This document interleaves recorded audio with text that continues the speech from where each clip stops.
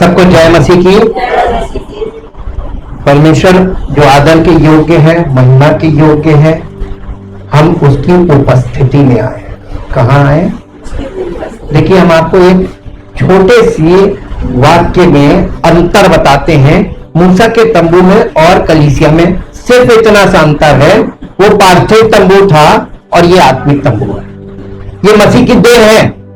जैसे वहां प्रवेश बहुत मुश्किल था, वैसे ही मसीह में प्रवेश मुश्किल है, और ये वहां जाके सीखना पड़ता है कि क्यों मुश्किल है। हालेलुया। आज देखिए, कल हमने आराधना उसमें एक बात आपको बोली थी स्टडी में कि जो मूसा का तंबू था या मंदिर था, वो परमेश्वर की आराधना का केंद्र हुआ करता था। और हमने बोला था ये पॉइंट याद रखिएगा। आज हम आपको बताएंगे परमेश्वर की आराधना। दो प्रकार की आराधना है। पहली आराधना है व्यर्थ आराधना। जैसे व्यर्थ विश्वास बोला था ना, यानी तुम्हारा विश्वास अगर वचन के अनुसार नहीं है तो व्यर्थ है। ठीक, अब वैसे ही व्यर्थ आराधना, व्यर्थ आराधना और सच्ची आराधना, अंतर क्या है? ये परमेश्वर के वचन से देखेंगे, क्योंकि वचन हमें सत्य बताता है और संसार में जो है वो भ्रम फैला हुआ है और असत्य, सब लोग अपना सत्य बता रहे हैं, लेकिन वचन का सत्य कहीं आपको मिलेगा नहीं, दुर्लभ चीज है, क्योंकि ये लिखित भाषा में है और पवित्र आत्मा की उपस्थिति के बिना कोई इसका सत्य आपके सामने खोल नहीं सकता। इसी से पता चल जाता है कि पवित्र आत्मा वरदान के रूप में काम करता है कलीसिया में। मेरे साथ एक पद निकाले जो आपको मिलेगा निर्गमन की पुस्तक, उसका 3 अध्याय का 18 पद। आराधना की यानी वर्शिप का फाउंडेशन क्या है? परमेश्वर की आराधना करने का आधार क्या है? क्यों आराधना करनी चाहिए? किसकी करनी चाहिए? कैसे करनी चाहिए? ये सारे सवालों के जवाब हम देखेंगे जी। 3 अध्याय उसका 18 पद। तब वे तेरी मानेंगे। परमेश्वर ने मूसा को बुलाया, अपने आत्मा का अभिषेक किया, अपनी आत्मा की सामर्थ में उसको पकड़ लिया, और फिर परमेश्वर ने कहा तू जाकर फिरौन से बातें कर और इजराइलियों को यहां से जाने की अनुमति देने के लिए बोल। किससे? फिरौन से, मिस्र के बादशाह से जी। तब वो तुम्हारी मानेगा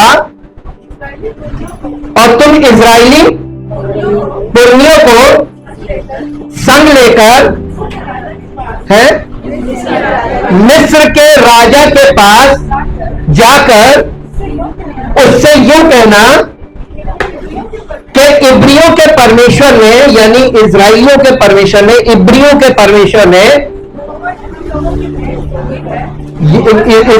परमेश्वर यहोवा ने,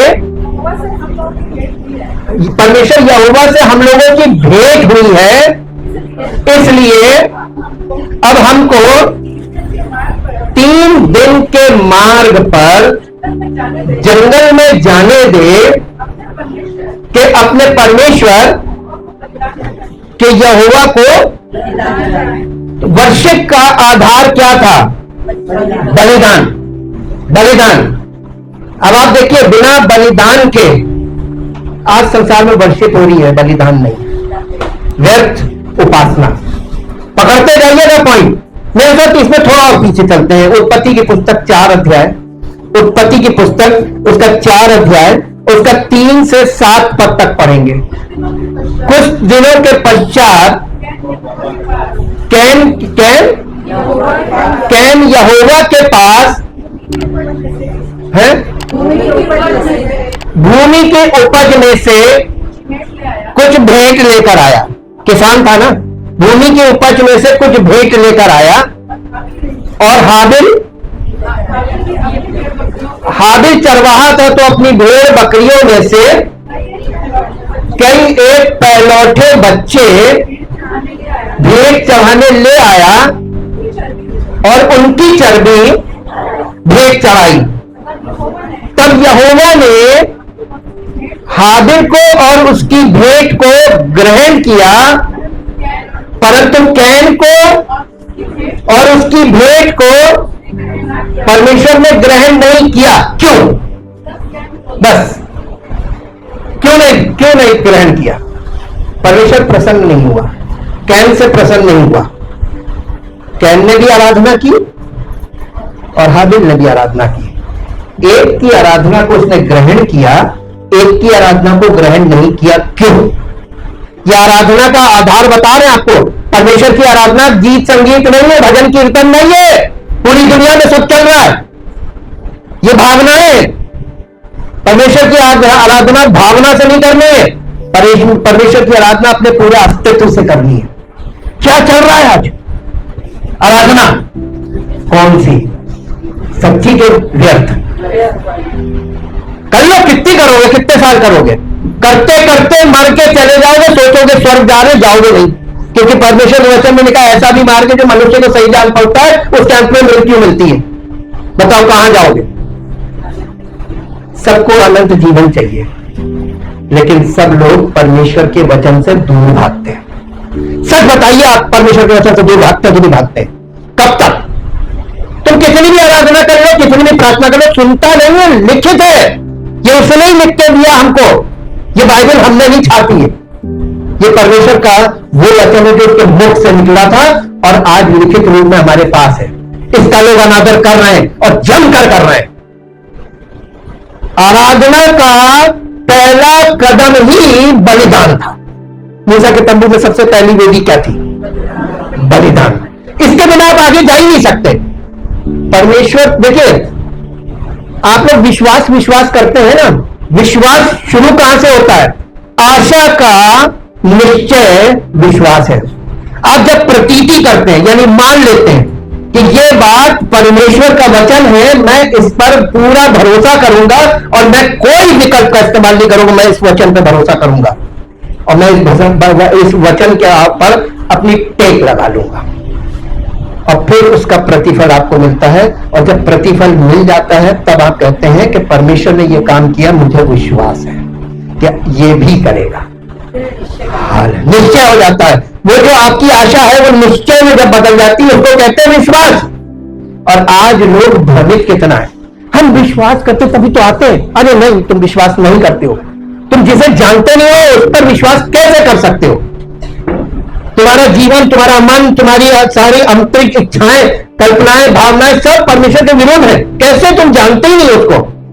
पहला कदम वहां पर देखिए, आप उत्पत्ति से आप देख लीजिए, बलिदान परमेश्वर की आराधना का पहला स्टेप था। मूसा के तंबू में भी पहली चीज बलिदान। मसीह में आपको और हमको जो एंट्री मिल रही है वो यीशु मसीह के बलिदान के आधार पर मिल रही है। हालेलुया। तो हम धर्मी नहीं है, ये उस बलिदान का परिणाम है कि हम कलीसिया में इस आत्मिक तंबू में प्रवेश कर पाते हैं। आप कलीसिया में आ रहे हैं, अभी परमेश्वर के राज्य में आपने जैसे मूसा के तंबू में अंदर प्रवेश था, वो आप लोगों का नहीं हुआ। आप मसीह में नहीं है, आप सिर्फ आंगन में आए। हालेलुया। और आंगन में आके ही लोगों में इतना घमंड आ जाता है, अरे हम तो प्रार्थना करेंगे, हो जाएगा। कहां से हो जाएगा? अभी तुम एक कदम आगे नहीं बढ़े, तुमने वचन को ग्रहण ही नहीं किया। नए नियम में सामरी स्त्री के बारे में निकाल लीजिए मेरे साथ, यहां पे आपको बहुत कुछ मिल जाएगा। यूहन्ना रचित सुसमाचार और उसका 4 अध्याय, यूहन्ना रचित सुसमाचार उसका 4 अध्याय और उसका 19 पद से पढ़िए, 19 पद से 23 पद तक। हाँ, स्त्री, ये सामरी स्त्री थी। सामरियों के बारे में आपको एक बात बता दें, ये सामरी स्त्री थी। सामरी थे कौन? सामरी और यहूदी में कोई लेन देन नहीं हुआ करता था। यहूदी लोग सामरी लोगों को अछूत मानते थे, निम्न दर्जे का, सेकंड ग्रेड। ये थे इजराइली। ये हुआ ये था 722 बीसी, यानी ईस्वी, बिफोर क्राइस्ट। ये पुराने नियम की बात है। 722 ईसा पूर्व एक राजा ने वहां पर अटैक किया था उत्तरी भाग में, और वहां से सारे धनी इजरायलियों को वो बंदी बनाकर ले गया। तो बच गए थे सिर्फ निर्धन लोग, गरीब लोग, ये सब इजरायली थे। और ये निर्धन लोग जो बचे थे इन लोगों ने क्या किया, वहां पे जो और यानी आइडल वर्शिपर वाले लोग, मूर्ति पूजक लोग थे, उनके साथ विवाह संबंध बना लिए। ये डेमोग्राफी बनती है इससे, और उनसे विवाह संबंध बनाकर ये इनके पास व्यवस्था थी। व्यवस्था की 5 पुस्तकें, जो बाइबल की शुरू की 5 किताबें हैं, उत्पत्ति से और व्यवस्था विवरण तक, ये 5 पेंटेट्यूक बोलते हैं। ये व्यवस्था की 5 किताबों को ये फॉलो करते थे। और ये लोग जियोग्राफिकली, एक पहाड़ है, क्योंकि इजराइल पहाड़ों से घिरा हुआ है, ये गिराजीम पर्वत पर जाकर बस गए। ये सामरी थे, ये हाफ ज्यूज थे। हाफ ज्यूज अपने दिमाग में रखिएगा, तब आपको पता चलेगा आधे मसीही कौन होते हैं, जो कहलाते तो हैं पर होते नहीं है। हालेलुया। तो मसीहत में जो मसीह के कहलाते हैं, वास्तव में होते नहीं है, वो एक तरीके के सामरी है। हालेलुया। बाइबल का इतिहास क्या क्या चीजें खोल देता, आपकी आज की परत खोल देगा, आपका एक एक नकाब उतार के फेंक देगा। तुम अंदर से नहीं हो और तुम बाहर से दिखावा करते हो कि हम तो मसीह में हैं। हालेलुया। ये गिरजीम पर्वत पर जाकर बस गए थे। ये सामरी स्त्री, यीशु मसीह कुएं के पास ये बैठा हुआ था, और ये स्त्री पानी भरने को आई थी। यीशु मसीह ने इससे बातचीत शुरू करने के लिए इससे कहा कि मुझे पानी पिला। पहला क्वेश्चन, तू यहूदी होके मुझ सामरी से पानी क्यों मांगता? मुद्दे का प्रश्न आ गया। हालेलुया। तब वो स्त्री से कहने लगा, यदि तू परमेश्वर के वरदान को, परमेश्वर को जानती और उसके वरदान को जानती, तो तू मुझसे मांगती और मैं तुझे जीवन का जल देता। तो स्त्री कहने लगी कि तेरे पास भरने के लिए ना तो बर्तन है, यानी बाल्टी भी नहीं है और रस्सी भी नहीं है, और कुआं गहरा है, तो ये जल तेरे पास आया कहां से? तो यीशु मसीह उससे बातचीत करता रहा। फिर उसने उससे कहा कि जब वो कन्विंस हो गई तो उसने कहा, मुझे ये जल दे, जीवन का जल। तो कहने लगा, आपने पति को बुला लो। पति का मतलब स्पिरिचुअली क्या होता है? यहां पे देखिए, फिजिकल मत लीजिए, स्पिरिचुअल पति का मतलब यह है कि ये लोग व्यवस्था की 5 किताबों को फॉलो करते थे। ये बाइबल का इतिहास अगर आपको नहीं मालूम है तो आप इन बातों को कभी भी अंडरस्टैंड नहीं कर पाएंगे। स्त्री का अपना कोई रिलीजन नहीं होता। वो जिस पुरुष से विवाह करती है उसका पति धर्म है, पति को फॉलो करना, यही उसका रिलीजन, एक स्त्री का। तो ये प्राचीन काल का इतिहास है और यही बात मान्य है आज तक कानूनन। तो ये कहने लगी कि मेरा कोई पति नहीं। उसने कहा, तू 5 पति कर चुकी है। ये 5 पति कौन थे? व्यवस्था की 5 किताबें। और उसने कहा, और जो अब भी तेरे पास है, यीशु मसीह खड़ा था ना, और वो तू उसे जानती नहीं, इसलिए वो भी तेरा पति नहीं है। तूने सही बोला। तो कहने लगी, तू तो भविष्यवक्ता। हर आत्मा से जन्मा हुआ और आत्मा से परिपक्व व्यक्ति एक तरीके का भविष्यवक्ता, इसलिए मसीह की कलीसिया में सबको भविष्यवक्ता होना चाहिए। हालेलुया। ये भी उसमें लिखा हुआ है मूसा की पुस्तक में कि काश तेरी प्रजा के लोग भविष्यवक्ता होते। तो मसीह ने हमको भविष्यवक्ता बना दिया गया। हम परमेश्वर के वचन किए को भविष्यवाणी के रूप में वो हमारे अंदर से निकलता है। ये भविष्यवाणी नहीं है तो और क्या है? सत्य बोलना। तो यीशु मसीह ने सत्य बोला। वो सामरी स्त्री, अब इसको 19 पद से पढ़िए। स्त्री ने उससे कहा, यीशु मसीह से कहा, हे प्रभु, मुझे ज्ञात होता है कि तू भविष्यवक्ता है। हमारे बाप दादों ने इसी पहाड़ पर, कौन सा पहाड़? गिरजीम पर्वत, इसी पहाड़ पर भजन किया, यानी आराधना की।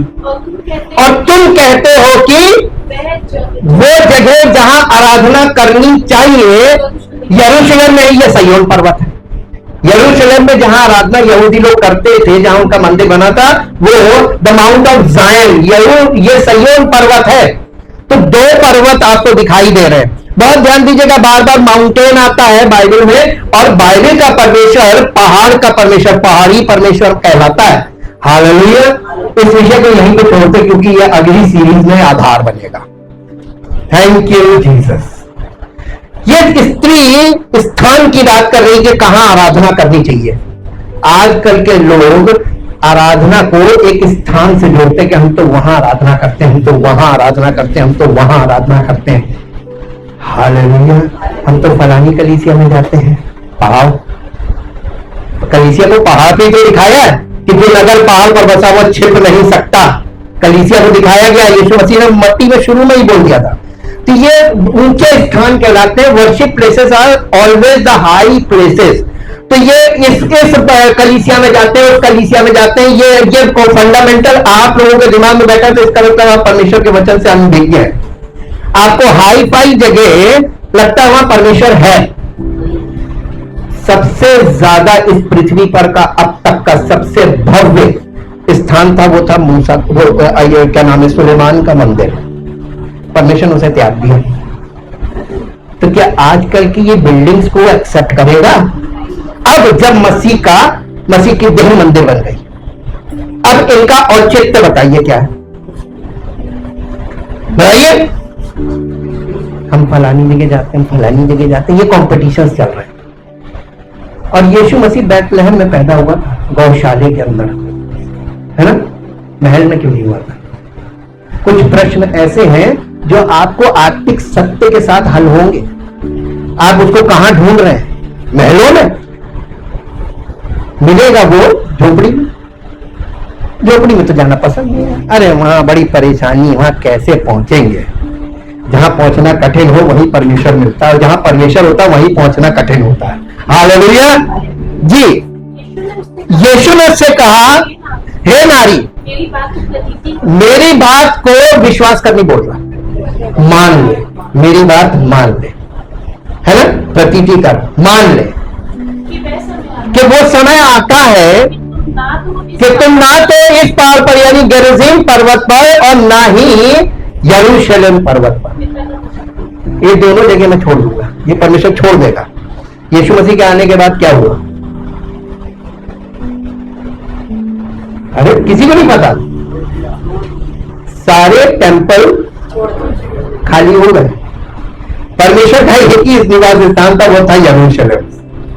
आज देख लीजिए वेस्टर्न वॉल खड़ी, लेकिन यहूदियों का आज भी देख लीजिए, उस वेस्टर्न वॉल की इतनी इज्जत होती कि किसी देश का कोई भी राष्ट्राध्यक्ष जाता है उसके सामने, वहां पर उनकी विधि में जाता है, उनकी विधि में जाता है। ये नहीं कि तुम राष्ट्राध्यक्ष हो जैसे हो वैसे ही चले जाओ। हाँ, रेयर शॉल ओढ़ के बाकायदा जैसे वो जाते हैं वैसे ही वो जाता है।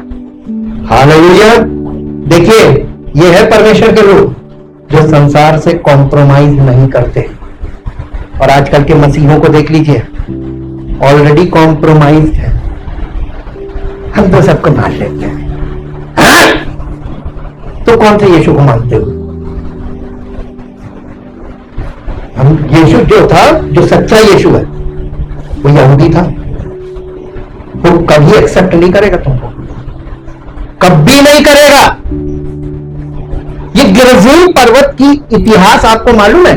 इस पर्वत पर जो लोग रहते थे, इस पर्वत से आशीष बोली जाती थी। और इसी के पास एक और दूसरा पर्वत था, वहां से श्राप बोला जाता था। तो इस पर्वत को लोग पसंद क्यों करते हैं? वहां से आशीष की बातें की जाती हैं। लेकिन मालूम, परमेश्वर ने लेवियों को ठहराया था व्यवस्था लेकर। लेवी का मतलब परमेश्वर के मंदिर के जो सेवक थे, उन्हें ठहराया था लोगों को व्यवस्था बताना आशीष और श्राप का, कि यह आशीष ऐसे नहीं मिलेगी जितनी आसानी से तुम सोचते हो। तुम्हें समर्पण करना पड़ेगा, जब तक समर्पण नहीं करो तो नहीं मिलेगी। ये कठिन चीज है।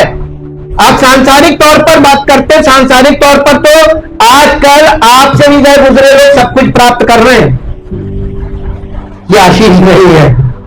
आशीष है मालूम क्या? सबसे पहले आशीष का शुरुआत होता बॉर्न अगेन, जब आप आत्मा में परमेश्वर के साथ उसकी आत्मा से जुड़ जाते हैं, आपकी आत्मा, और आपका शरीर फिर क्रियान्वित नहीं रहता, आपकी इच्छा नहीं काम करती।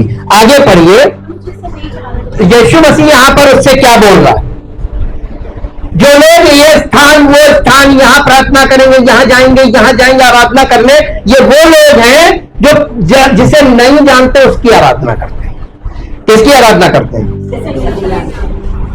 क्या आप यीशु मसीह को पूरी तरीके से जानते हैं लेकिन आराधना कर रहे हैं? है ना? सामरी हुए, है ना? आधे मसीह आते तो कलीसिया में है, लेकिन जानते कुछ नहीं है, बस हम प्रभु को मानते हैं। हालेलुया। हार्ड लग रहा है ना? इतना सरल नहीं है। इसके लिए आपको 100% सरेंडर करना पड़ेगा। बहुत सरल है, ये सरेंडर ही आपको कठिन लगता है। ठीक, आगे पढ़िए। और यीशु मसीह कह रहा है और हम जिसे जानते हैं, यानी वो ज्यूस को रिप्रेजेंट कर रहा है। वहां पे सामरियों के सामने यहूदी लोग क्या करते हैं, तो ये सामरी स्त्री से कहता है तुम जिसे नहीं जानते, वो उसकी कम्युनिटी के लिए बोल रहा है कि तुम जिसे नहीं जानते उसकी आराधना करते हो, और ये ज्यूस कम्युनिटी के लिए कह रहा है हम जिसे जानते हैं उसकी आराधना करते हैं। तो व्यर्थ वर्शिप का आधार क्या है? आराधना करना बिना जाने के सच्चा परमेश्वर कौन है, यही है व्यर्थ आराधना। यहूदी भी करते थे। हालेलुया। और जब जब यहूदियों ने ऐसा किया, परमेश्वर ने डिस्कनेक्ट कर दिया। हालेलुया। बाइबल का सत्य कठिन लग रहा है ना? सत्य होता ही हार्ड है। और उसने बताया कि तुम जिसे नहीं जानते उसकी आराधना करते हो, और हम जिसे जानते हैं उसकी आराधना करते हैं, क्योंकि उद्धार यहूदियों से है, यहूदियों में से है। अब वो सत्य में आगे परंतु वो समय आता है, वरन अब भी है, जिसमें सच्चे भक्त पिता का भजन, यानी पिता की आराधना। देखिए, पिता आ गया परमेश्वर की जगह। कौन करेगा? सच्चे भक्त का मतलब क्या हुआ? परमेश्वर के बच्चे। पिता वर्ड आ गया ना। परमेश्वर उनका पिता है जो यीशु मसीह के द्वारा, यीशु मसीह पर विश्वास लाकर परमेश्वर के बच्चे बनते हैं। ये बॉर्न अगेन की बात की जा रही है। बॉर्न अगेन की बात की जा रही है। जो आत्मा में जन्म ले लेते हैं, वो है, उनके लिए वो परमेश्वर पिता बन गया। सच्चे भक्त का मतलब बॉर्न अगेन क्रिश्चियन बिलीवर्स, सच्चे मसीही। वो परमेश्वर की आराधना आत्मा और सच्चाई से करते हैं। विधि खत्म हो जाती है। यीशु मसीह का यहां पे मेन कॉन्सेप्ट पकड़िए, आराधना कैसे करनी चाहिए और कहां करनी चाहिए। इससे ज्यादा इंपॉर्टेंट है कि आराधना किसकी करनी चाहिए। हालेलुया। और आजकल के लोग मालूम है आराधना के तरीके और आराधना के स्थान में फंसे हुए हैं, और किसकी करनी चाहिए ये गोल, डब्बा गोल। आराधना से मतलब है कोई भी भक्ति संगीत सुन लो, आराधना हो गई। हाँ, अब आपको कुछ सत्य दिखाते हैं इन बातों का। ये देखिए, पहली चीज बता दें, इस स्त्री के पास क्या था? व्यवस्था की 5 किताबें, लेकिन इसके पास कोई नेतृत्व नहीं था। पति का मतलब होता है नेतृत्व, कि किस रास्ते चलना है, कैसे चलना है और क्या करना है, कहां जाना है। ये कोई लीडरशिप नहीं थी। ठीक, इसीलिए इसको जैसा समझ में आता था अपने तरीके से, तो ये जो सामरी लोग थे, इन्होंने अपना आराधना का तरीका सेट कर लिया था कि हमें ऐसे और ऐसे और ऐसे करनी है। हम उसी परमेश्वर की आराधना करने जो एक है, बाइबल का परमेश्वर, क्योंकि व्यवस्था थी इनके पास। आज तमाम मसीही लोग ये दम भरते हैं कि हम एक परमेश्वर के मानने वाले हैं और हम केवल उसी को मानते हैं, लेकिन उनकी जीवन शैली देख लीजिए, उनकी विचारधारा देख लीजिए। वो रहते जहां पर है वहां आसपास की सारी चीजों को हम विश्वास करते हैं। बिल्ली रास्ता काट गई, मैं सावधान होनी हो गई, बिल्ली ने रास्ता काट लिया, ये मत करो, वो मत करो। जो सब लोग कर रहे हैं वो सब चीजें विश्वास कर रहे हैं। हम तो एक ही परमेश्वर के मानने वाले। कौन से? वो कौन सा परमेश्वर है जिसको तुम मानते हो? वो बाइबल का नहीं है, वो तुम्हारी कल्पना का परमेश्वर है। तुम्हें शिक्षा नहीं मिली है। अशिक्षित मसीही जो परमेश्वर की व्यवस्था की शिक्षा पाए बिना ये दम भर रहे हैं, दावे कर रहे हैं, हम दुआ करेंगे हो जाएगा। अरे कहां से हो जाएगा? तुमने बाइबल नहीं पढ़ी। परमेश्वर ने कभी दावा नहीं किया कि मैं तुम्हें ये दे दूंगा। उसने कहा अगर तुम ऐसा करोगे तो मैं और तुम्हारे साथ टेको टैक की बात की गई है। वचन जानते हैं? नहीं। विश्वास अंधविश्वास। हालेलुया। बुरा लग लगे तो भैया माफी, क्योंकि ये सत्य है, ये प्रकाशन है। हम भी वैसे ही थे। जिसने निकाल लिया ना, उसने हमारे दिल का पर्दा, आंख का पर्दा, दिमाग का पर्दा, सारे पर्दे खोल दिए।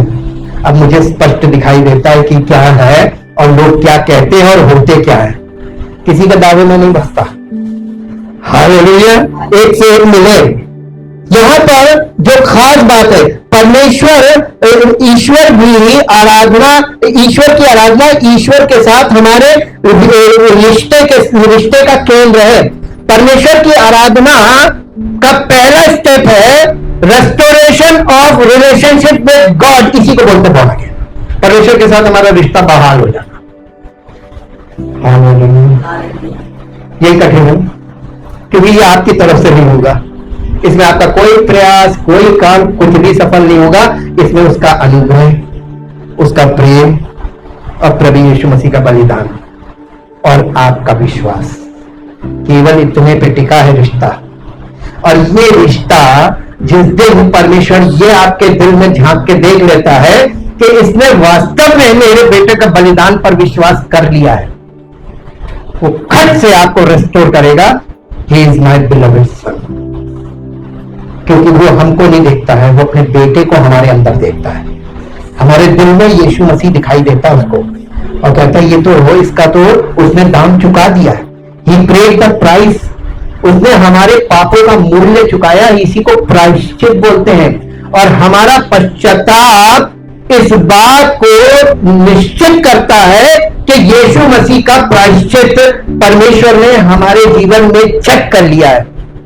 प्रायश्चित हमारा पश्चाताप उस प्रायश्चित का जवाब है। और जिस दिन हम सच्चा पश्चाताप करते हैं, उसी दिन उस प्रायश्चित का उत्तर यह है कि परमेश्वर हमें अपना पुत्र या अपनी संतान डिक्लेयर कर देता है। इसीलिए यूहन्ना ने साफ साफ लिख दिया कि जिन्होंने उस पर विश्वास किया, उसने यानी यीशु मसीह ने उन्हें परमेश्वर की संतान होने का टिकट दे दिया। जाओ, तुम परमेश्वर के बच्चे हो। अब उसकी उपस्थिति में आगे रहो, ताकि परमेश्वर अपने पवित्र वचन और पवित्र आत्मा के द्वारा तुम्हें धो मांझ कर। देखिए, आप एक चीज बताएं आपको, ये सारा सत्य है, दृष्टांतों में है बाइबल में। जब उड़ाऊ पुत्र वापस आया था मन फिराकर, अपने पिता से पश्चाताप कर रहा था ना, मैंने तेरे आसमान के विरोध में यानी परमेश्वर के विरोध में और तेरे विरोध, तेरी नजर में पाप किया है, इसलिए मुझे अपने एक नौकर की नाई रख ले। बाप ने क्या कहा? हाँ, तू मेरा बेटा है, खो गया था, अब मन फिराकर पश्चाताप कर रहा है। और उसने उसे पश्चाताप के कारण गले लगाया था कि नहीं लगाया था?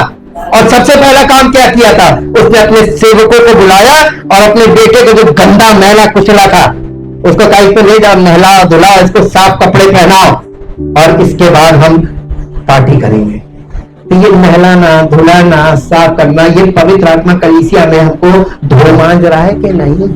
ये वो पीतल की हौदी वाला पार्ट शुरू होता है कि नहीं, जैसे ही आप परमेश्वर की संतान बनेंगे तो सबसे पहला काम करना है, पहले कपड़ा साफ कैसे किया जाता, पहले इस पे आइए।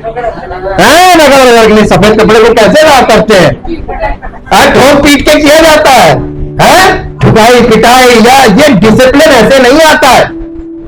जिसको नहीं समझ आता, एक बार फौज में एकदम ट्रेनिंग में जाके देखो, एक महीने में भाग ना जाए तो कहना डिसिप्लिन कैसे आता है। ये शरीर है सुखवाह, है ना, इसको डिसिप्लिन में लाने के लिए हार्ड रूल्स का सामना करना पड़ता है। ये मसीही जीवन बिल्कुल ऐसे ही है। अगर आपको जरा सा भी वचन में सुनने में कुछ भी शक पैदा हो रहा है, तो आप इजराइल को परमेश्वर सामने रखकर कलीसिया से बात करते हैं ना, आज इजरायली को देख लीजिए, योद्धा क्यों है, वहां का बच्चा बच्चा लड़ाकू है, युद्ध की कला से पूरा भरा हुआ। क्यों? उनके एकेडमिक एजुकेशन के साथ प्लस है युद्ध नीति, युद्ध की शिक्षा। वहां का आधार सारे नागरिक, चाहे लड़का हो चाहे लड़की, सब सैनिक, सब सैनिक, पूरा देश सैनिक है। ऐसा कौन सा देश पूरी दुनिया में जहां के सब लोग सैनिक है? इजराइल। अब मालूम है, छोटी उम्र से चैन से नहीं बैठना तुझे, चल जंगल में, चल जंगल की ट्रेनिंग बहुत हार्ड होती है, बहुत हार्ड होती है। और क्यों वो लोग योद्धा हैं? दुनिया के सारे बड़े से लेके छोटे हर देश उनसे डरता है। क्यों? Because they are the people of God. परमेश्वर की प्रजा है और परमेश्वर उनको दिखाकर आज कलीसिया से बात कर रहा है, तुम लोग कितने आलसी हो। भी देखो उनकी दिनचर्या बहुत हार्ड होती है, चैन से नहीं बैठने। जब आप सो रहे होते हैं रात में वो लड़ रहे हो। इस समय युद्ध चल रहा है, बहुत स्पीड में काम करते हैं वो। और आपको एक बहुत चौंकाने वाली बात बताते हैं, जब वो लोग, इनका हवाई यानी जो एयरफोर्स है सबसे स्ट्रांग है, क्योंकि इनके सब दूर दूर मारना होता है। तो इनकी एयरफोर्स के जो जवान हैं, जो सैनिक हैं, वो लोग जब उसमें बैठते हैं, वो अपनी कैप पहनते हैं, जो यहूदी लोग यहां पर पहनते हैं, वो उसको पहनते हैं और बैठकर ये दुआ करते हैं कि परमेश्वर मेरे दुश्मन को नाश करना, मैं जा रहा हूं कर्तव्य का पालन करने। और जब वो प्लेन में बैठते स्टार्ट करते यही बात बोलते हैं कि हम आ रहे हैं, अपने दुश्मन को वहां से ललकारते, हम आ रहे हैं, तुम जहां कहीं होगे उसी जगह पर तुम्हें मारेंगे। और आप देख लीजिए कहां कहां नीचे गहराइयों में मार दिया। बस वो कहते यही है और कहकर चलते हैं, सब दिखाया जा रहा है। ये है वो, हालेलुया। इसे कहते हैं परमेश्वर के लोग, जो कहते हैं परमेश्वर पर विश्वास करने वाले लोग ऐसे होने चाहिए, डरपोक नहीं। बाइबल में बार बार रिपीटेडली बोला कि डरपोक परमेश्वर का राज्य में प्रवेश नहीं करेगा, अविश्वासी नहीं करेगा। इसलिए परमेश्वर कलीसिया में हमको तैयार करता है, आत्मिक योद्धा बनाता है। जैसे उन्हें शारीरिक योद्धा बनाया ना, मसीही लोगों को आत्मिक योद्धा बनाया जाता है, स्पिरिचुअल जायंट्स, हालेलुया, जिनसे शैतान की शक्तियां भी कांपने लगी। पौलुस को देखा आपने, उसके जब वो निकलता था तो उसके बदन से लोग कपड़े पीछे से आते थे, कपड़ा छुआ के बीमारों में डालते थे, दुष्टात्मा वालों पे डालते, भाग जाती थी। क्यों? दुष्टात्मा ने बोला है ना कि यीशु को जानती हो और पौलुस को पहचानती हो, तो वो सच्चे मसीहों को पहचानती है, भाग जाती हूं। ये है स्पिरिचुअल जाइंट्स। आजकल के मसीहों की तरह नहीं कि पीड़ित रहते हैं, हर समय पीड़ित। हालेलुया। ये आराधना के कुछ वो चीज है। मेरे साथ एक पद निकालिए जो आपको मिलेगा, व्यवस्था विवरण की पुस्तक, और उसका 6 अध्याय का 4 से 6 मैंने आपको बताया था, शेमा प्रेयर। ये लोग हमेशा ये वाली प्रार्थना को हमेशा अपने दिमाग में स्मरण रखते हैं। This is called the Shema prayer. हे इस्राएल सुन, यहोवा हमारा परमेश्वर है। यहोवा एक ही है। तू अपने परमेश्वर यहोवा से अपने सारे मन और सारे जीव और सारी शक्ति के साथ प्रेम रखना, और ये आज्ञाएं जो मैं आज तुझको सुनाता हूं ये तेरे मन में।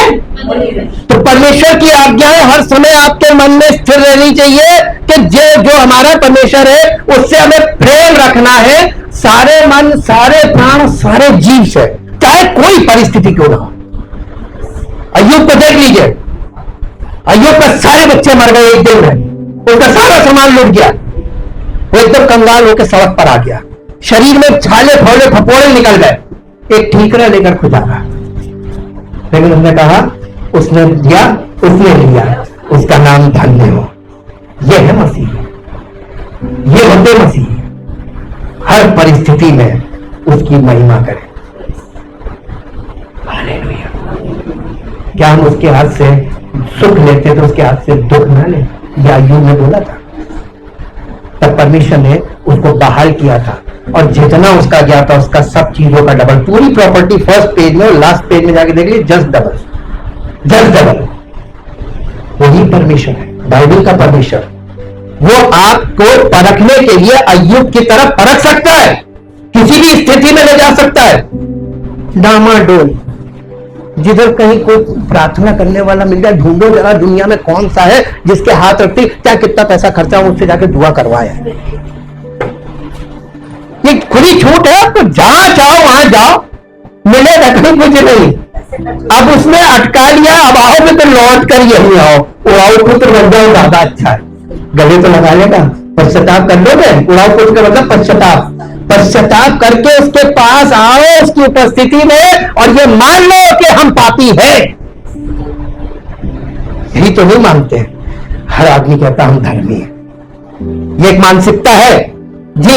एक और पद पढ़िए जो आपको मिलेगा, निर्गमन की पुस्तक, उसका 20 अध्याय 4, 5, 6 पद। निर्गमन की पुस्तक, तू अपने लिए कोई मूर्ति खोदकर ना बनाना, ना किसी की प्रतिमा बनाना। ये प्रतिमा देखे, मूर्ति एक होती है जो स्टैच्यू होती है किसी भी चीज की, लकड़ी की, मिट्टी की और या मेटल की। लेकिन जो यहां पे स्मारक बोला गया है, क्या क्या लिखा है, तो किसी की मूर्त ना बनाना और प्रतिमा इमेज। ये इमेज आपके अंदर होती है, मूर्ति है। हमने आपको बताया था ना, ये आपके बच्चे की इमेज हो सकती है ना। आप जिस चीज को सर्वश्रेष्ठ रखते हैं ऊपर, इसके बिना हम जिंदा नहीं रहते। ये आपका मकान भी हो सकता है, ये कोई भौतिक वस्तु हो सकती है, ये इमेज है प्रतिमा, किसी चीज की प्रतिमा, ये मन में होती है जी।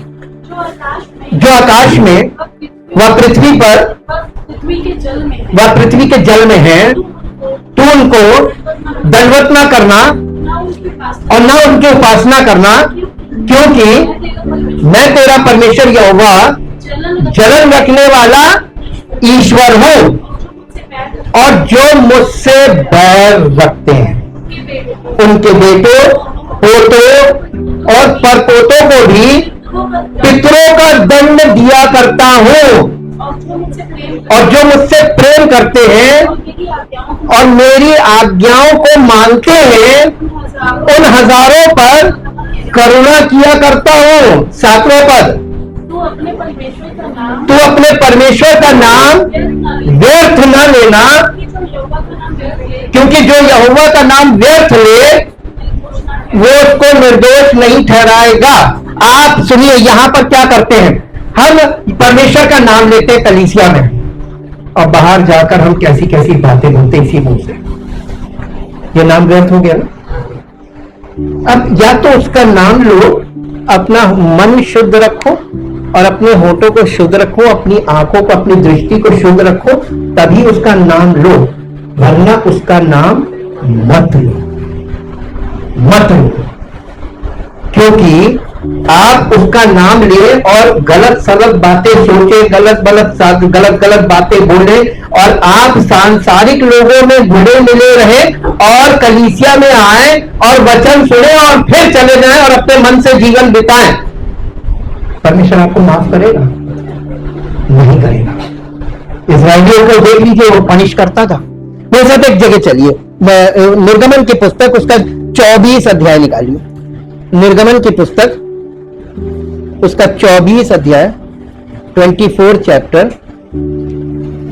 23 अध्याय, और उसका 20 पद से पढ़िए। 23 अध्याय, देखिए ऊपर हेडिंग होगी, प्रतिज्ञा यानी प्रोमिसेस, वायदे और निर्देश। वायदे के साथ एक इंस्ट्रक्शन होता है, निर्देश होता है जी।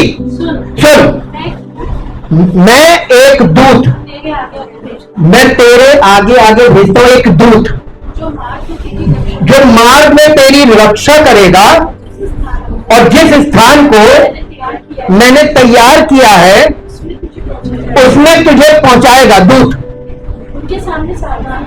उसके सामने, उस दूत के सामने सावधान रहना, और उसकी किसकी, अपनी मनमानी मत करना, उस दूत की मानना जी, उसका विरोध ना करना, क्योंकि वो दूत तुम्हारा अपराध क्षमा नहीं करेगा, इसलिए कि उसमें मेरा नाम बसा है, उसमें मेरा नाम रहता है। यदि तो सचमुच उसकी यानी उस दूत की माने, और जो कुछ मैं कहूं उस दूत के द्वारा परमेश्वर कह रहा जो कुछ मैं कहूं वो करे, तो मैं तेरे शत्रुओं का शत्रु, तो मैं तेरे शत्रुओं का शत्रु और तेरे द्रोहियों का द्रोही बनूंगा। इस रीति तेरा दूत, मेरा दूत तेरे आगे आगे चलकर तुझे एमोरी, हित्ती, परिज्जी, कनानी, हिब्बी और यबूसी लोगों से, यबूसी लोगों के यहाँ पहुंचाई, यानी कनान में पहुंचाने की बात कर रहा है, प्रॉमिस्ड लैंड में जी। और मैं उनको, उन जातियों का जो वहां पर बसी हुई है कनान में, मैं उनका सत्यानाश कर डालूंगा जी। उनके देवताओं को दंडवत न करना और ना उनकी उपासना करना, ना उनके से। आज बताइए मसीही में, मसीही लोगों में जो अपने आप को मसीही कहलाते हैं, इस संसार में रहकर सब आसपास के लोगों की चीजों की कॉपी करते हैं या नहीं करते? उनकी मानसिकता में भी वही बातें हैं, वैसे ही बोलने भी लगते हैं। मुझे लगता है कि नजर लग गई, इजरायलियों को क्यों नहीं लगी? केवल यहीं के लोगों को लगती नजर। नहीं समझ में नहीं आ रहा, छोटी छोटी चुटकी काट रहे हैं, ये कहीं बड़ी बड़ी नहीं बोल रहे हैं। नहीं तो वो सारी हरकतें भी है जो करते हैं, है ना? आसपास वाले कहते हैं हम में इनमें कोई अंतर नहीं, सही में अंतर नहीं है, क्योंकि हम सब आदम की संतान है और सब ऐसे ही है, कोई उद्धार नहीं पाया हुआ, सब सिर्फ ड्रामेबाजी जी। वरन मूर्तों को पूरी रीति से सत्यानाश कर डालना और उन लोगों की लाटों के टुकड़े टुकड़े कर डालना, और तुम अपने परमेश्वर यहोवा की उपासना करना, और तुम अपने परमेश्वर यहोवा की उपासना करना, तब वो तेरे अन्न और जल पर कब? अरे तो परमेश्वर के बारे में पहले परमेश्वर को जानना है ना, बिना जाने तुक्के में करने लगना। इधर वाली कलीसिया वगैरह उन्होंने कह दिया, एक नाम ले लिया यीशु नाम, और आपने यीशु नाम सुना और यीशु को नहीं जाना, अब कोई उसके साथ रिलेशनशिप नहीं है। ये जो स्वार्थ की उपासना है ना, यही व्यर्थ उपासना है, इसमें लालच जुड़ा हुआ है। हम लालच से जाते हैं कि वहां जाएंगे तो ये मिल जाएगा, वहां जाएंगे दुआ होगी तो मेरा काम बन जाएगा। हालेलुया। परमेश्वर आपके लालच को इस्तेमाल करता है उद्धार देने के लिए। हालेलुया। अभी आप परमेश्वर की बुद्धि तक नहीं पहुंचे, ना पहुंच पाएंगे, और जब तक पहुंचेंगे आप उसके बेटे और बेटी बन जाएंगे, तब आपको खुद मालूम रहेगा कि परमेश्वर को मूर्ख बनाना मुश्किल है और ये लोग मूर्ख बन रहे हैं खुद। अब यहां पर आपको कुछ पता चला, परमेश्वर ने निर्देश दिया है। इसी के साथ साथ एक पद और पढ़िए जो आपको मिलेगा यशाया नबी की पुस्तक, उसका पहला अध्याय, यशाया नबी की पुस्तक उसका पहला अध्याय और उसके 12 पद से 17 पद तक पढ़ेंगे। यहाँ मैं बछड़ों नहीं, ये इसकी लैंग्वेज थोड़ी सी बहुत ही। यशाया पहला अध्याय 12 पद से, मैं बछड़ों,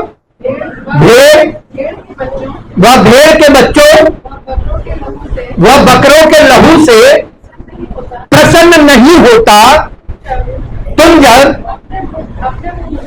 अपने मुंह मुझे दिखाने के लिए, ये यहूदियों से बोला जा रहा है जी, आते हो, कहाँ आते थे? मूसा के तंबू में आते हो, तब ये कौन चाहता है तुम मेरे आंगनों को पांव से, क्यों? कहां वो एंट्री करते थे? केवल आंगन ही पे तो करते थे, वहां पे बलिदान चढ़ाते थे और फिर अपना हाँ हो गई चलो चलो चलो आओ अपना सांसारिक जीवन शुरू। यही तो आज मसीहत में क्या है, गए हाजिरी लगाई निकल लिए जी। व्यर्थ अन्न बलि, ये देखिए व्यर्थ उपासना में व्यर्थ अन्न बलि। फिर बतलाओ, धूप से मुझे घृणा, जो धूप जलाते थे, नए चांद और विश्राम दिन का मानना और सभाओं का प्रचार करना, ये मुझे बुरा लगता है। महासभा के साथ ही साथ अनर्थ काम करना मुझसे सहा नहीं जाता। परमेश्वर क्या बता रहा है? तुम लोग परमेश्वर की उपस्थिति में तो आते हो कलीसिया में, और साथ ही साथ अनर्थ काम कर रहे हो, ये मुझसे सहा नहीं जाता। जी, तुम्हारे नए चांदों और नियत पर्वों से के मानने से मैं जी से बैर रखता हूं। वे सब मुझे बोझ से जान पड़ते, मैं उनको सहते सहते परमेश्वर उकता गया। जब तुम मेरी ओर हाथ फैलाओ तब मैं तुमसे क्यों? तुम प्रभु प्रभु तो करते हो, लेकिन दिल में तुम्हारे संसार की चीजें, संसार की बातें, ये सब भरा पड़ा है। जी, तब मैं तुमसे मुंह फेर लूंगा, तुम कितनी भी प्रार्थना क्यों ना करो तो भी मैं तुम्हारी ना सुनूंगा। तुम्हारे हाथ खून से भरे हैं, अपने को धोकर पवित्र करो। मेरी आंखों के सामने से अपने बुरे कामों को दूर करो। ये पश्चाताप को दिखा रहा है। जी, भविष्य में बुराई करना छोड़ दो, भलाई करना सीखो। भलाई कोई करता नहीं है, भलाई स्वार्थ वाली भलाई है कि देंगे तो हमें भी मिलेगा, है ना? भलाई करना सीखो, देकर उसे दो जिससे तुम्हें मिल नहीं सकता कुछ। जी, यत्न से न्याय करो, उपद्रवी को सुधारो, अनाथ का न्याय चुकाओ, विधवा का मुकदमा लड़ो। यहोवा कहता है, आओ हम आपस में वाद विवाद करें, तुम्हारे पाप चाहे लाल रंग के हो तो भी वो हिम के नाई श्वेत हो जाएंगे। चाहे अर्गवानी, देखिए मैं आपको बताया था ना, अर्गवानी, ये अर्गवानी जो रंग है, क्रिम्सन इंग्लिश में बोलते हैं, ये पर्पल कलर को दिखाता है। जी, तो भी वो ऊन के समान श्वेत हो जाएंगे यदि तुम आज्ञाकारी होकर मेरी मानो, इस देश के उत्तम उत्तम पदार्थ खाओगे, खाने पाओगे। परमेश्वर आपको ब्लेस कब कर रहा है? पश्चाताप से रिश्ता कनेक्ट होता है। बिना पश्चाताप के रिश्ता हुआ? आपका सच्चा पश्चाताप, मैं अब नहीं करूंगा प्रभु, मैं आपके वचन को सुनूंगा, मानूंगा और उसको अपने जीवन में लागू करूंगा, चाहे मुझे उसके लिए कितना कष्ट उठाना पड़े। और आप देखिए, जब शुरू में कष्ट उठाएंगे वचन को मानने के कारण, परमेश्वर जब देख लेगा कि अरे कष्ट उठा रहा मेरा वचन मानने के कारण, परमेश्वर अपनी ओर से ऐसी महिमा करेगा कि आपके जीवन में कभी दोबारा रात नहीं होगी, दिन ही दिन रहेगा। लेकिन शुरुआत में वचन के कारण क्लेश आएगा, कष्ट आएगा। अब देखिए, यहां से आपको एक कॉन्सेप्ट मिल जाएगा आराधना का, कि आराधना किसे कहा गया है बाइबल में। परमेश्वर से रिश्ता कायम होना और उस रिश्ते में वो निचोड़ होना। मत्ती रचित सुसमाचार 15 अध्याय 7 से 9 पद तक पढ़िए। मत्ती रचित सुसमाचार 15 अध्याय का है। हे कपटियों, यशाया ने तुम्हारे विषय में ये भविष्यवाणी ठीक की है कि ये लोग होठों से तो मेरा आदर करते हैं पर उनका मन, दिल और दिमाग मुझसे दूर रहता है। ये व्यर्थ मेरी उपासना करते हैं, ये व्यर्थ उपासना है। अगर आप परमेश्वर के आज्ञा को नहीं मानते, आप उसको समर्पित नहीं है, आपने पश्चाताप नहीं किया है, आपने परमेश्वर की आत्मा की अगुवाई में चलना शुरू नहीं किया है, तो आप उपासना कर रहे हैं, आराधना कर रहे हैं, व्यर्थ है। जी, क्योंकि मनुष्यों की विधियों को धर्मोपदेश करके सिखाते हैं दूसरों को, ये आप दूसरों के यानी मनुष्य जो बोल रहा है उसको परमेश्वर का वचन समझकर उसको आप एक दूसरे को कह रहे ऐसे आराधना करो, ऐसे ऐसे दुआ करो, इतने बजे उठ के दुआ करो, घुटने टेक के दुआ करो, आंसू बहा के। अरे ये सब क्या है? मूल मुद्दा पाप बना रहेगा, पश्चाताप करेंगे नहीं, दुआ जितनी बोलो उतनी करेंगे, नहीं कर पाएंगे तो करवाएंगे, है ना? अब तो करवाने वाले हो गए, जिसको नवगीत दे लोग आके दुआ कर देगा। हालेलुया। सच बोलने के लिए माफी, बार बार कहते हैं जी। एक पद पढ़िए, भजन संहिता उसका 96 चैप्टर निकालिए, भजन संहिता 96। सच्ची आराधना के लिए क्या करना पड़ता है? भजन संहिता 96 उसके पहले पद से पढ़िए। यहोवा के लिए नया गीत गाओ, हे सारी पृथ्वी के लोगों, यहोवा के लिए गाओ। आगे, यहोवा के लिए गाओ, उसके नाम को धन्य कहो, हैं? प्रतिदिन यानी रोज उसके किए हुए उद्धार का शुभ समाचार। कितने लोग ये करते हैं? रोज आपके जीवन में कुछ ना कुछ कर रहा है शुभ समाचार कि परमेश्वर ने हमारे जीवन में ये किया, आज परमेश्वर ने हमारे लिए ये किया, आज परमेश्वर ने हमारे लिए ये किया। रोज आपको ये सुसमाचार सुनाना है, दवाई लेना जिसको बोलते हैं। आगे,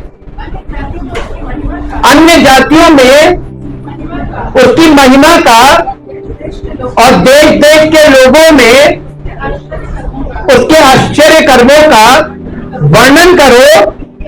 हम खुद ही पीड़ित रहते हैं, जब सब पड़ोसी लोग देखते हैं अरे आपकी आज बड़े, हाँ क्या बताएं, बहुत तबीयत खराब रहती है, क्या बताएं, दुआ तो कर रहे हैं, वो सोचते हैं इनका परमेश्वर सुनता नहीं है।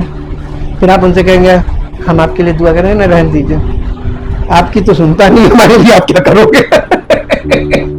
जी बताइए, ऐसे पीड़ित लोग गवाही। जी आगे, क्योंकि यहोवा महान और अति स्तुति के योग्य है,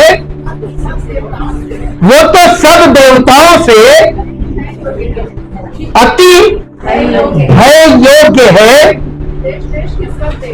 क्योंकि देश देश के सब देवता तो मूर्ते ही हैं, परंतु यहोवा ही ने स्वर्ग को बनाया है, उसके चारों ओर वैभव और ऐश्वर्य है। यही बात तो मूसा के तंबू में परमेश्वर सिखा रहा है।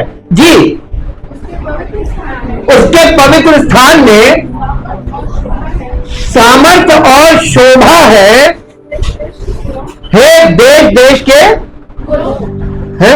कुलों। यहोवा का गुणानुवाद करो, यहोवा की महिमा और सामर्थ्य को मानो, यहोवा के नाम की ऐसी महिमा करो जो उसके। तो हमारे परमेश्वर के योग्य महिमा करने के लिए हमको बॉर्न अगेन होना पड़ेगा, है ना? शरीर में शारीरिक जीवन से हम नहीं कर सकते। आगे पढ़िए, भेंट लेकर उसके आंगनों में आओ, पवित्रता से शोभायमान होकर। यहोवा को धन्यवाद करो, यानी वर्शिप। इंग्लिश में पढ़ेंगे तो वर्शिप। आप पवित्रता से शोभायमान हुए बिना उसको उसकी आराधना नहीं कर सकते। अब बताइए, वहां तंबू में बिल्कुल सही लेसन रखे गए ना।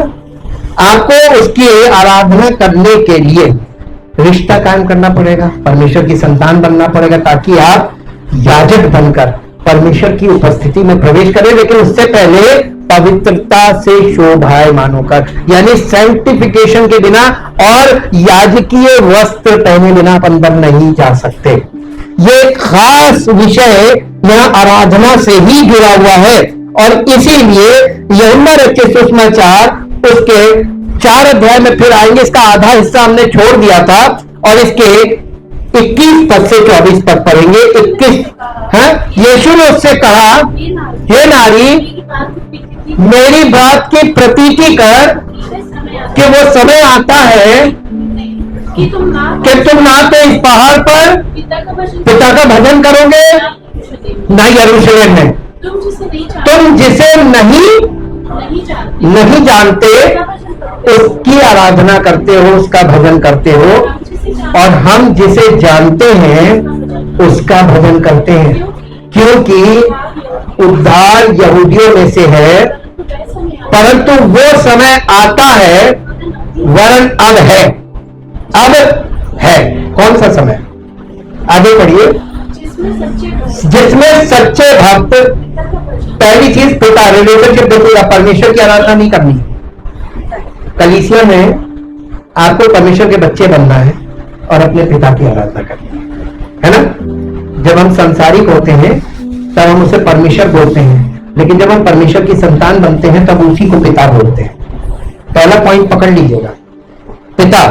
तो आप परमेश्वर की संतान बने बिना उसको पिता कैसे कह सकते हैं, है ना। पिता की आराधना आत्मा और सच्चाई से। तो आपको अपनी आत्मा से उसकी आराधना करनी है, और सच्चाई मालूम क्या है? सच्चाई से का मतलब है वचन के अनुसार। वचन के अनुसार आपको पवित्र आत्मा नेतृत्व करता है। देखिए, हमने पुराने नियम में आपको पढ़वाया कि उसने कहा था कि मैं अपना दूध तेरे आगे आगे भेजूंगा, उसका विरोध मत करना, क्योंकि वो माफ नहीं करेगा, और उसको उसकी सब बातों को मानना, वो तुम्हें मेरी उपस्थिति तक पहुंचाएगा। मेरे साथ इसी बात को नए नियम में निकालिए। मत्ती रचित सुसमाचार उसका 12 अध्याय और उसका 30 पद पढ़िए, 30 और 31। जो मेरे साथ नहीं वो मेरे विरोध में है, और जो मेरे साथ नहीं बटोरता वो बिछाता है। इसलिए मैं तुमसे कहता हूं, मनुष्य का सब प्रकार का अपराध और निंदा क्षमा की जाएगी, पर आत्मा की यानी पवित्र आत्मा की निंदा क्षमा नहीं की जाएगी। वो दूत कौन है? पवित्र आत्मा। उसकी निंदा क्षमा नहीं की जाएगी, ये याद रखिएगा। ना तो आगे पढ़ दीजिए, जो कोई मनुष्य के पुत्र के विरोध में कोई बात कहेगा उसका यह अपराध क्षमा किया जाएगा, परंतु जो कोई पवित्र आत्मा के विरोध में कुछ कहेगा उसका अपराध ना तो इस लोक में और ना आने वाले युग में, ना इस युग में ना आने वाले युग में क्षमा नहीं होगा। Thank you Lord. इसलिए बिना सोचे समझे और बिना परमेश्वर के वचन के, बिना परमेश्वर की योजना के, बिना परमेश्वर के उस पैटर्न के जो हमें पुराने नियम में सिखाने के लिए रखा गया है, आप मसीह की देह में परमेश्वर की उपस्थिति में प्रवेश नहीं कर पाएंगे। तो आप आराधना किसकी करेंगे? उसकी उपस्थिति में जाकर दंडवत करना, यह हमारा लक्ष्य है। और इसका पहला कदम शुरू होता है यीशु मसीह के बलिदान के द्वारा परमेश्वर की संतान बनकर विश्वास से आगे बढ़ने से। कितने लोग हैं जो पश्चाताप करने के लिए तैयार हैं? कितने लोग हैं जो पश्चाताप करना मांगते हैं, हृदय से पश्चाताप करना मांगते हैं? आज तक आपको लगता था कि आप प्रभु यीशु मसीह पर विश्वास करते हैं, लेकिन वचन के अनुसार आपने इस बात को देखा कि नहीं, हम तो काल्पनिक विश्वास करते थे। हमें यह लगता था कि हम विश्वास कर रहे हैं, लेकिन हम विश्वास नहीं करते थे। हम परमेश्वर के वचन को सुनते जरूर थे, लेकिन हम उसको मानते नहीं थे। हम परमेश्वर के वचन का आदर नहीं करते थे, क्योंकि सुनना और उसको ना मानना अनादर है। आप परमेश्वर का नाम व्यर्थ ले रहे थे, क्योंकि आपका उसके साथ कोई रिलेशनशिप नहीं है, लेकिन आप उसका नाम ले रहे हैं। Thank you Lord. जितने लोग आज पश्चाताप करना चाहते हैं अपने स्थान पर खड़े हैं। Thank you Jesus. सच्चे जीवित तो महान सामर्थी परमेश्वर, आज हम सब आपकी उपस्थिति में खड़े हैं और इस बात को अंगीकार करना चाहते हैं कि हमने आपके वचन में कभी भी मन नहीं लगाया, हमने आपके वचन को कभी भी हृदय से ग्रहण नहीं किया, और हमने आपके वचन को सुना तो बार बार सुना, लेकिन कभी भी हमने उसको आज्ञा नहीं मानी, उसको अपने जीवन में लागू नहीं किया। हमने इधर से सुना और इधर से निकाल दिया। आज प्रभु अंगीकार करते हैं कि हम सब वो पाप कर रहे थे जो हमें पता भी नहीं चल रहा था कि हम कर क्या रहे हैं। हमें लग रहा था कि हम सही हैं, लेकिन हम आपके विरोध में पाप कर रहे थे। हम प्रभु आज आपके सामने आए हैं और आपके सामने एक पापी के रूप में उपस्थित हैं, और आपने हमें सुसमाचार दिया है कि जो कोई प्रभु यीशु मसीह के बलिदान पर विश्वास करता है उसके सारे गुनाहों की माफी उस बलिदान के द्वारा उसे मिल चुकी है। मैं उसको यीशु मसीह के बलिदान पर विश्वास करने के द्वारा उसको अपना बेटा और बेटी डिक्लेयर करता हूं, घोषणा करता हूं। आज प्रभु आपकी जब ये सच्चा पश्चाताप कर रहे हैं प्रभु, तो आपका डिक्लेरेशन उनके जीवन में है कि ये आपके बेटे और बेटी हैं। हाँ प्रभु, हम अभी भी पापी हैं। आपने हमारे पाप के दोष को मसीह के बलिदान के द्वारा मिटा दिया और हमको कलीसिया में समर्पित किया है, हमें यहां से जोड़ा है, ताकि पवित्र वचन और पवित्र आत्मा के द्वारा हम शुद्ध किए जाएं, पवित्र किए जाएं, ताकि हम परमेश्वर के बेटे और बेटी बन सकें और संसार में लोग हमारी जिंदगी को देखकर ये अंगीकार करें कि ये है परमेश्वर के बच्चे, उसके बेटे और बेटियां, और हम बहुत से लोगों के लिए आशीष का जरिया बने। बहुत से लोग परमेश्वर को हमारी जिंदगी से हमारे द्वारा जाने, जिससे आपका नाम महिमा पाए, आपकी इच्छा पूरी हो। हर विश्वास करने वाले जो लोग आज सच्चा पश्चाताप करें प्रभु, इनके जीवन में एक बड़ा परिवर्तन हो और इनके मनों में शांति स्थापित हो और आपकी आसमानी बरकतों की बारिश हो और आपका नाम इनकी जिंदगियों में महिमान्वित होने पाए। यीशु मसीह के नाम से मांगते हैं, आमीन।